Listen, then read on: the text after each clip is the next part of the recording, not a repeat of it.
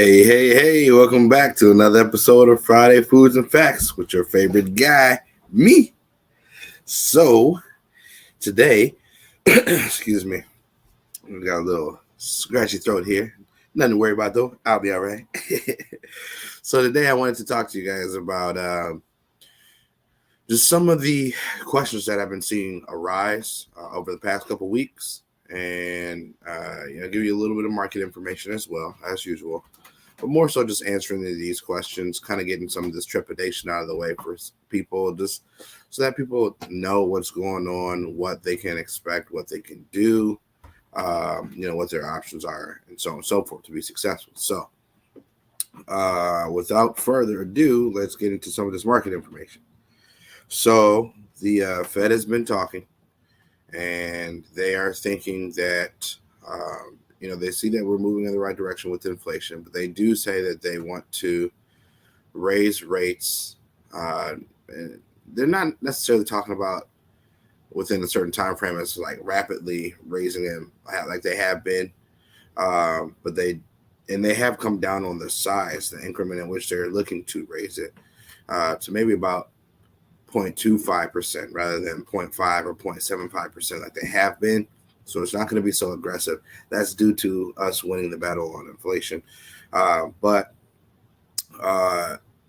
it's also just, they feel like we still need a little bit more pain, so to speak, to kind of help level things out. So that's where they're coming from with that aspect. I still do believe that with the way that we've been moving and with how the 100 and 200 day average is looking, we will still be in a better situation by, like I was telling you, maybe about second quarter. Things will just be better in general. So keep doing what you're doing. Keep getting yourself in a position where you can qualify. Keep finding properties and purchasing properties and getting in there. Something that I have been hearing recently from clientele is, okay, so one of the questions is the following. Am I too old to buy a mortgage? So I know in conventional thinking, you would think, hey, I'm in my 60s. Am I too old to get, a mortgage? Will they allow me to get a 30-year mortgage? Because then that'll put me in, in my 90s before it's paid off in full. To answer that question, yes, you can get a mortgage. No, you're not too old. We as mortgage lenders cannot discriminate based upon age or race or sex or religion. So your age isn't a factor. If it's comfortable for you, the payment works for you, then let's do it, right?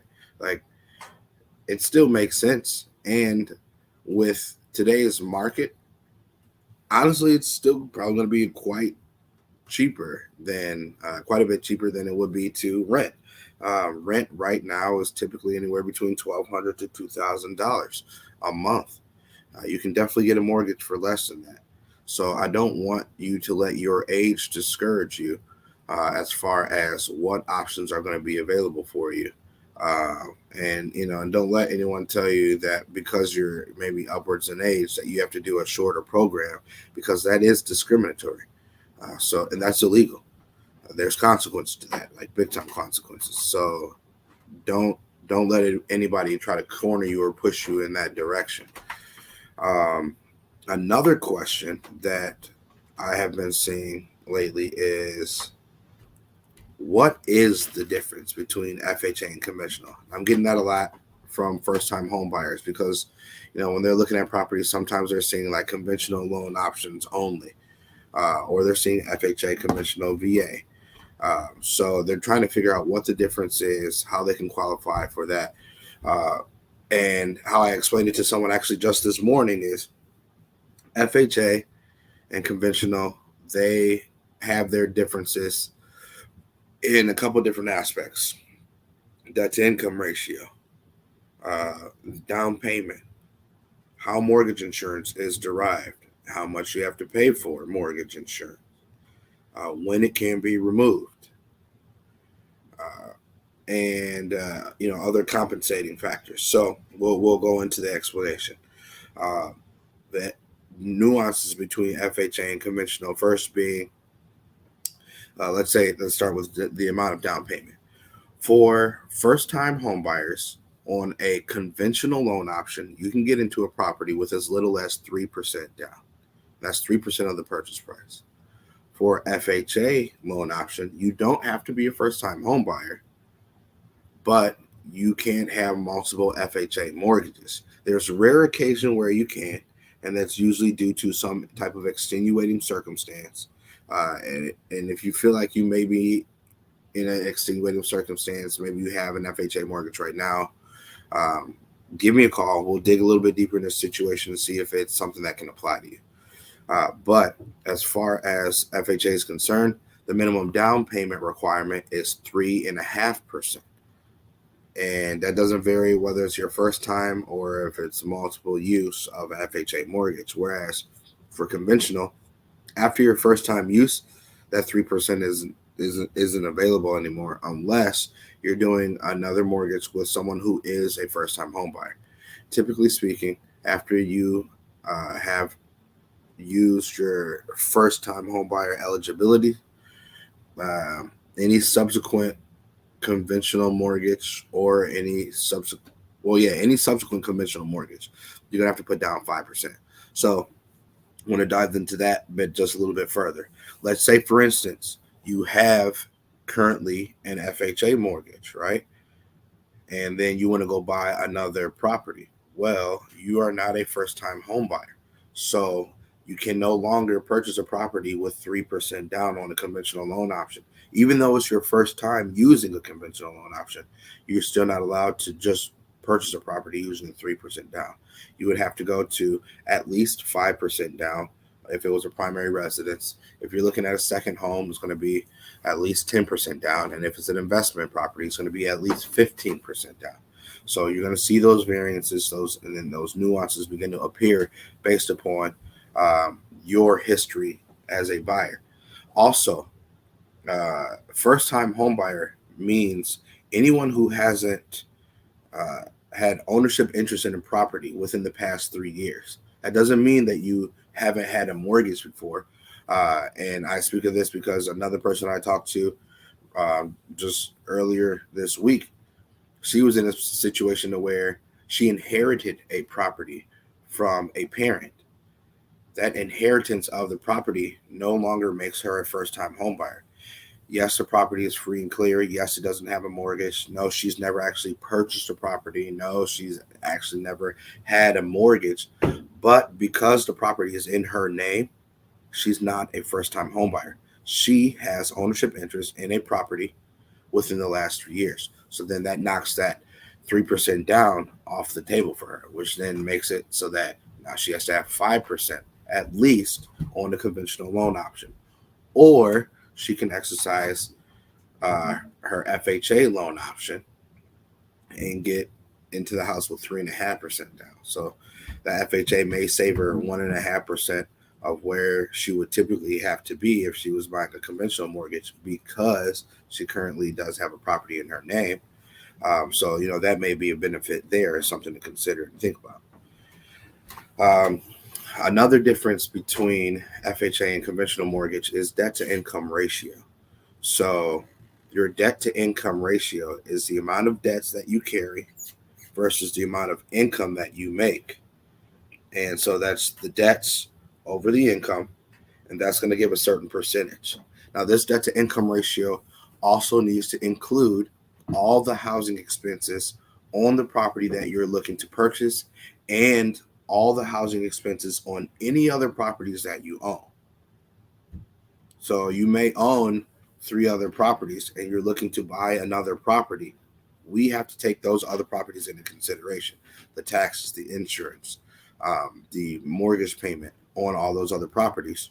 And we take those into consideration.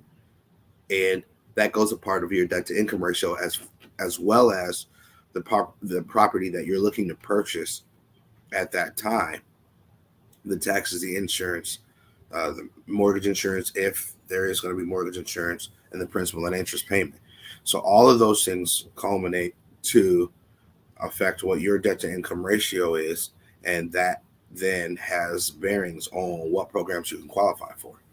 Typically speaking, when it comes to a FHA mortgage, you can go up as high as 57% debt to income ratio. Whereas with conventional, usually the bar is capped at 45%, unless you have other compensating factors, which sometimes can get you to 47%.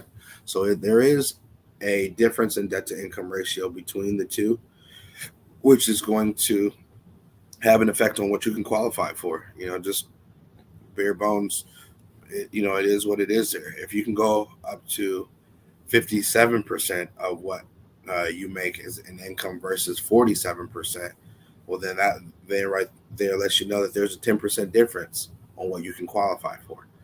Um, Another difference between FHA and conventional loan options is mortgage insurance. How long you pay it, how much you pay, when it can be removed, or if it can be removed, right? So, on a conventional loan option, you have uh, two options. So you can actually, okay, you have three options. One option is if you put down 20% of the purchase price at the point of the purchase transaction, that gives you 20% equity in the home based upon the value in which the home was purchased, which means you do not have to have monthly mortgage insurance on a conventional loan option. So that is scenario number one, right?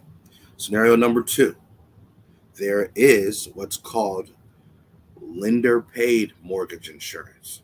What this does is it raises your interest rate a little bit from where you would be if you had monthly mortgage insurance, but by raising that interest rate slightly, it allows the mortgage insurance essentially to be paid out of that raised interest rate, and it's paid at a lower rate. It's paid by the lender. So then that makes your payment, your monthly payment, cheaper because you're not paying monthly mortgage insurance in addition to the interest rate as well.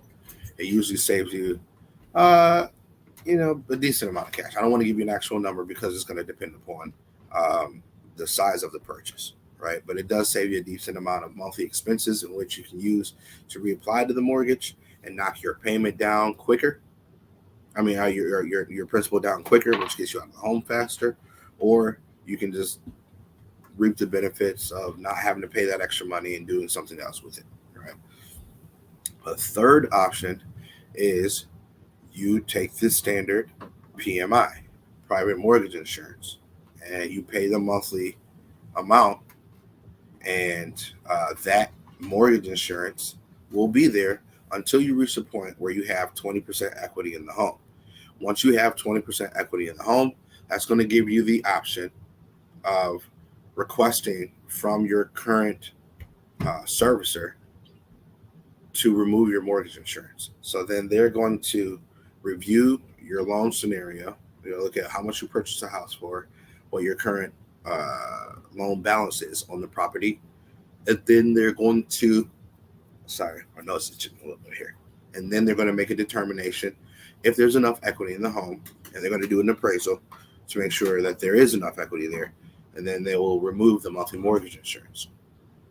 If you have 22% equity in the home, at that point, on a conventional loan option, the mortgage insurance has to be removed. That's just mortgage law. That's how it works. Um, so then the mortgage insurance will come off, and that's going to save you monthly on your payment. Now, on a FHA, there's really only two options. If you're not putting down 10% at the point of the loan, at the point of consummation of the loan, then you're going to have to pay that mortgage insurance for the entire life of the loan, unless you refinance out of that product or you sell the property, which then relinquish you of relinquishes you of that loan, right? So you're no longer having to pay for it, which is how you get rid of the mortgage insurance.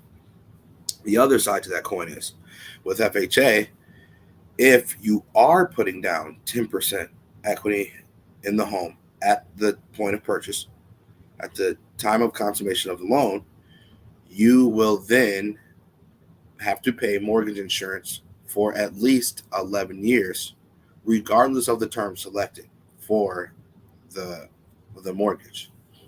So if you do a 10-year mortgage and you put down 10% equity at the point of purchase, you're going to pay mortgage insurance for that entire 10 years.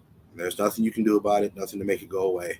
Even if you chunk down your loan really fast and you get to the point where you have 22% equity in the home, that rule does not apply to FHA. It only applies to conventional. And for the FHA rule, you will be paying that mortgage insurance for the entirety of the loan.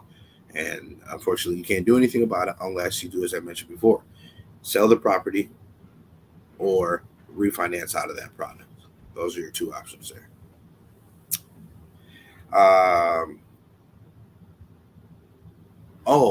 Okay.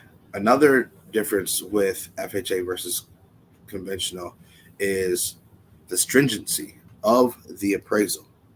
On a conventional loan option, the appraisal isn't going to be as stringent as it will be on an FHA.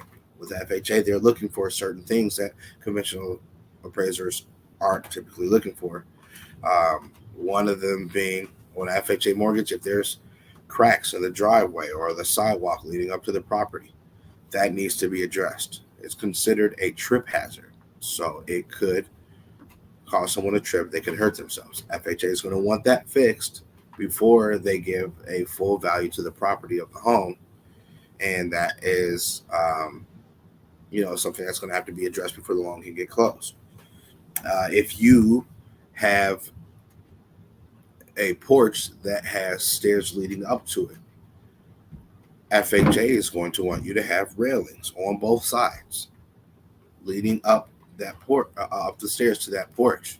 It's a safety feature so that if someone were in the need of assistance going up the stairs, they would have the option of a railing on their left or a railing on their right to choose from, or both, which is going to give them access to the property by being able to hold on, walk up to the property. Conventional doesn't have that same ruling. They don't really care if there's rails on the porch. It is what it is. Same thing as far as the trip hazard is concerned. They don't really care about that either. Exterior paint. FHA is going to want you to have no bubbling or chipping of paint. They're going to want the paint to be fresh. And when I say fresh, it doesn't have to be like brand new, but it can't be in a state of disarray or decrepit looking. It has to be a solid coat of paint. So that, because the paint itself protects the materials below, what's been painted underneath. So let's say, for instance, if you have wood, like on the gutter boards running around the property, right?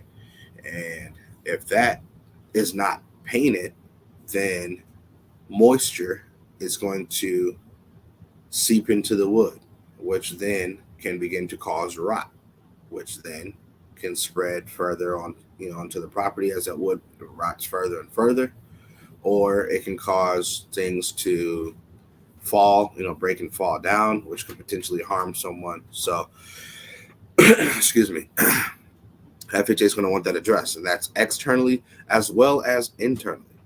If there's peeling paint or chip paint inside the property, FHA is going to want that fixed as well.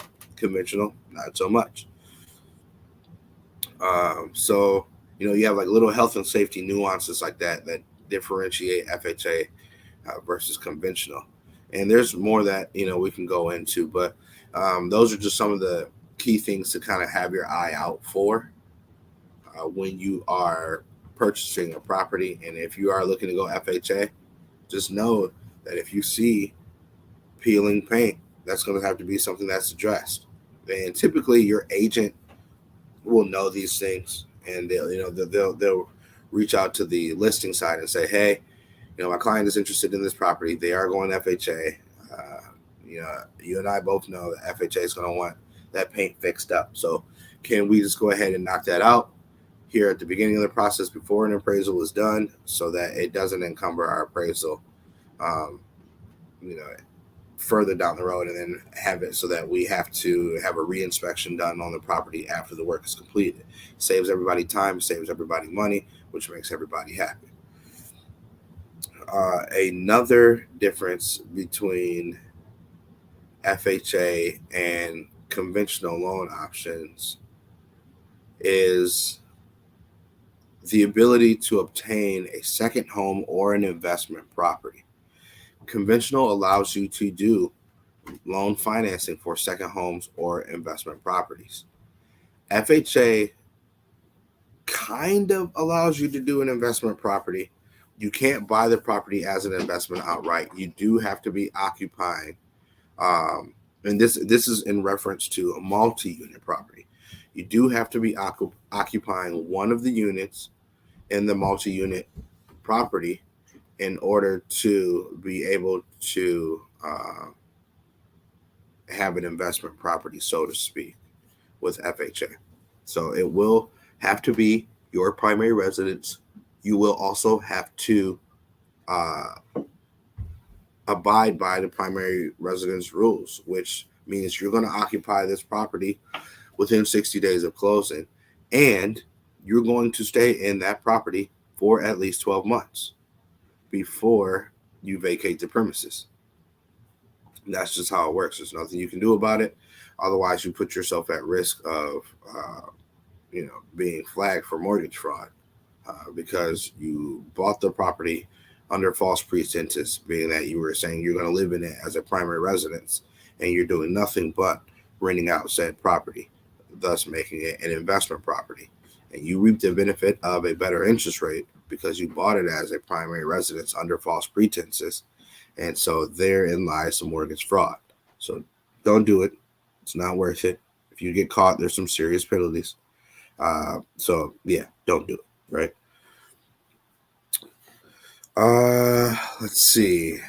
Another nuance of FHA versus conventional. FHA does have loan limits, just like conventional does, but FHA loan limits are usually less than the conventional conforming loan limits, and it's also going to be based upon the areas and the property type that you are looking into. So, get with a professional like myself, and we'll take a look to see what the loan limits are going to be for the FHA in the area that you're looking, right? What was another question here? So, yes. Will my payment change? Right? So, people are like, well, people lately have been like, well, I want to get into something where my payment's not going to change. I don't want my payment going up and down every single month. And so, to that regard, you have fixed rate mortgages, you have adjustable rate mortgages. The mortgage works exactly how the name implies. Fixed rate mortgage, meaning the interest rate is fixed. It's not going anywhere. It's not going up. It's not going down. It's fixed for the entirety of the loan term unless you do something to alter that loan. Either you sell and then you have to get a new loan, or you refinance, or you do a modification, right? So there is where you may see your rate change on your mortgage. An adjustable rate mortgage is going to be a loan in which it is fixed for a certain period of time, and then it can adjust up or down depending upon the market a certain amount of times a year based upon the loan program type that you have selected. Excuse me. Excuse me. Sorry about that there. Um, so you have that to consider. But even if you select a fixed rate loan option, it doesn't mean that your payment's not going to move, right? There are things that come into play that cause your payment to change. One of them is property taxes. As the property is assessed year after year, if the value continues to increase, your property taxes are going to increase uh, in accordance with the taxable value. That is going to have a direct effect on your payment because if your taxes went up, somebody's paying the taxes. It's you, right? It's your property. You're paying the taxes. You have to make the payment adjustment accordingly so that your taxes are paid so that there isn't a delinquency. And if your property value increases to a certain point, well, you may be at risk of your homeowner's insurance no longer um, having enough coverage to protect your property. So you may have to increase the coverage of your homeowner's insurance to protect your property. So those things right there can cause your payment to increase. Usually it's incremental, it's small increments, um, because you're not going to see just a crazy increase on your housing value, except for after you initially purchase a property. Something happens in which is called the property's been uncapped. So the person who had it before, it was moving, the taxable value was moving up incrementally, little bit by little bit by little bit. When you purchased the property from someone, that incremental increase has now been uncapped. And so they reassess the property based upon the value in which it was sold and purchased. That has a direct effect on your taxes. Typically speaking, you see a decent increase in your taxes, especially with how much housing values have increased over the past 2.5 years. You're going to see a decent increase to your taxes. But that uncapped increase only happens one time. After that, then you begin to go back into that incremental increase, that small incremental increase of taxes as your taxable value is reassessed every year and your value goes up or down. So, excuse me, that is where you will see your payment change on you. Um, and it's to be expected. There's nothing you can do about it. Unfortunately, it's the way that the market works. So bear that in mind. Let's see, what was the next question here? Sorry, I have these written down, so I'm looking here to see what the notes were. Are there any good first-time homebuyer programs? Yes, there are good first-time homebuyer programs. There's programs that help with um, down payment assistance. There's programs that help with lowering your monthly mortgage insurance. There's programs that help with both lowering your monthly mortgage insurance and giving you down payment assistance. Um, there's programs that make it cheaper for you to obtain the interest rate because you are a first-time home buyer. So call me. I want to talk to you about what your scenario is and then how that is going to work out with these first-time homebuyer programs. And yeah, some of the programs that do offer down payment assistance, they don't require that you're a first-time home buyer, but they may require something like you're a repeat home buyer in targeted areas. And then some down payment assistance programs don't require that you're a first-time home buyer at all. It just requires that you qualify for the said product. So again, call me. Let's look at your scenario. Let's figure out what can actually be done. What's going to make the most sense for you? Well, was another question here. Are there any loans that allow me to fix up a property? Yes, there are loans that do allow you to fix up property. They're rehabilitation or renovation loans. Excuse me. Sorry about that. Those programs do exist. There's nuances that come into play with those. Usually, one of the things is going to be based on the value of the property at the point of purchase, or the value of the property after um, after the remodeling and the work is done on the property, what its in value would be. So there are options out there. I do know that a lot of investors are buying up a lot of properties, fix them up, flipping them. And I do know that some people are interested in getting in on those properties, and not necessarily flipping them, but just being able to obtain a property at a lesser value and fixing it up to their liking. But maybe they don't necessarily have the money right away to be able to do it. So programs like these rehab or these renovation loans come in and they help get them access to that capital so that they can begin to make the changes to the property that they want. And so there's procedures that go along with that as far as like what has to be done in order for the money to be provided for the work to be completed.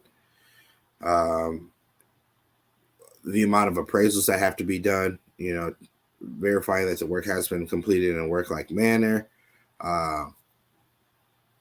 the value of the property before and after. So if you're interested in something like that, give me a call. We can talk about how that works for you, how you can use that program to leverage the opportunity of getting into a house and making it your own,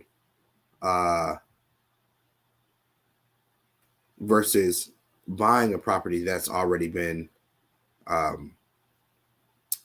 I'm sorry, I'm blanking on the word here. That's already been remodeled, so to speak, or redone, or maybe just it was one part of the house that needed to be fixed up or whatever. So this gives you that option and that flexibility to customize the home to your liking. There we go, customization. So those are some of the recent questions that I've been encountering over the past week. I wanted to relay that information to you so that you can use that to be successful. Excuse me. If you find that you want to exercise one of those options, or if you have other questions, don't hesitate to reach out to me. I'll be more than happy to explain the information or how programs work so that you can get a solid understanding of what your options are, what you can qualify for, and how we can move forward to make you successful. So other than that, you have a great rest of your day. Enjoy your weekend. Be safe. For those of us here in Michigan, I know it's a little cold right now. Had a little freezing rain last night. Bundle up. That's all I can tell you. It's not like it's going to get any warmer anytime today. So, take care of yourself. Don't get sick. Okay? And enjoy the rest of your lunch. I appreciate you tuning in to another episode of Friday Foods and Facts. Like, comment, subscribe, leave questions in the comment section down below. Share it with your friends, your family, anybody that you want to be able to obtain a property. Share this information with them. Help them become successful and use it to your benefit as well to leverage your own success. So other than that, thanks again for joining me. I look to see you next week, and enjoy your weekend. Thanks. See you.